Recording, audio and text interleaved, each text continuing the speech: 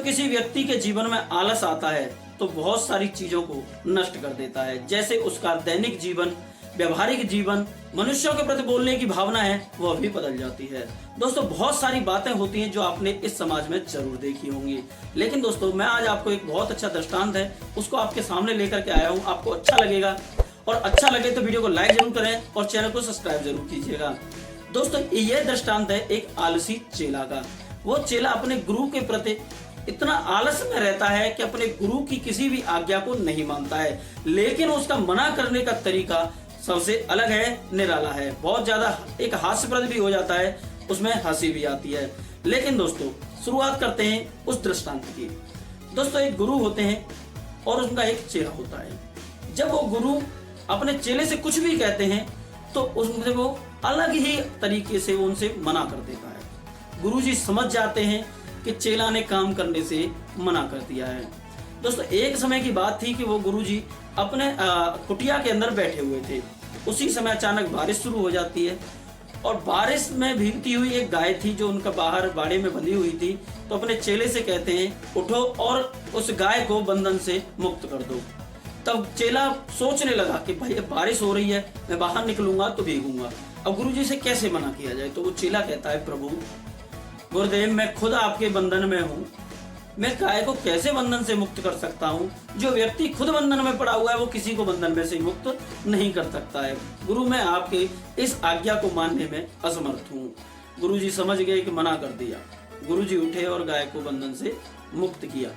थोड़ी समय बाद बारिश रुकी। बारिश रुकने के बाद में संध्या का समय हो गया। जब रात्रि का समय हुआ तो उस कुटिया के अंदर दीपक जल रहा था। तब गुरुजी ने फिर कहा कि शिष्य उठो और उस दीपक को बुझा दीजिए, यानी बंद कर दीजिए। तो उन्होंने उस चेले ने फिर सोचा कि क्या ऐसा बहाना बनाया जाए। तो बहुत सुंदर उसने बहाना बनाया कि रामायण में एक जिक्र है कि आप अपनी आंख बंद कर लीजिए, दीपक अपने आप बंद हो जाएगा, यानी कि अगर आप अपनी आंखें बंद कर लोगे तो उजाला दिखेगा ही नहीं, अंधेरा अंधेरा हो जाएगा। गुरुजी समझ गए, थोड़ा विद्वान हो गया है। गुरुजी उठे और जा करके उन्होंने दीपक को बुझा दिया, यानी बंद कर दिया। रोशनी हो गई, रोशनी नहीं रही। रात्रि के समय नहीं, सो गए। प्रातः काल उठे, कोई उनका भक्त था जो उनके लिए प्रसाद लेकर के आया था। प्रसाद के रूप में लड्डू थे। था दोनों बार इसने मना कर दिया। चेले को आवाज दी कि आओ बेटा प्रसाद पा लीजिए। तब चेला दौड़ता हुआ आया, देखा कि उसने खाने की वस्तु है, चला आया तुरंत और उन्होंने कहा गुरु लो बेटा प्रसाद पाओ। तो शिष्य ने दोनों हाथ आगे बढ़ा दिए। गुरुजी देखते रह गए कि भाई ये क्या है, इसके लिए तो ये मना नहीं किया भाई। फिर गुरुजी ने पूछा भाई इसके लिए तूने कोई बहाना निकाल कर मना क्यों नहीं किया। तो शिष्य बोला प्रभु आपकी आज्ञा का 2 बार उल्लंघन कर चुका हूँ, तीसरी बार करूंगा तो बताओ मेरे शिष्य होने पर भी मेरे कलंकित हो जाऊंगा, यानी मैं आपका शिष्य हूँ तो इस बात में कोई शंका रह जाएगी। अगर मैंने आपके 2 बार तो उल्लंघन कर चुका हूँ, तीसरी बार नहीं करूंगा, प्रभु प्रसाद दीजिए।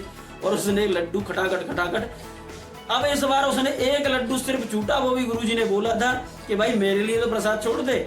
हाँ प्रभु गुरुजी ये आप प्रसाद पा लीजिए, मैं आप पा चुका हूँ। तो दोस्तों उम्मीद करता हूँ आपको ये दृष्टांत बहुत अच्छा लगा होगा। इसके पीछे का एक सार ये है कि सदैव आलस नहीं रखना चाहिए, कभी कभी उस कार्य को आगे बढ़कर करना चाहिए, हमेशा ऐसा नहीं सोचना चाहिए। दोस्तों उम्मीद करता हूँ आपको वीडियो अच्छी लगी होगी। वीडियो अच्छी लगी वीडियो को लाइक कर दीजिए, चैनल को सब्सक्राइब कर दीजिए, कमेंट बॉक्स में अपनी राय जरूर दीजिएगा।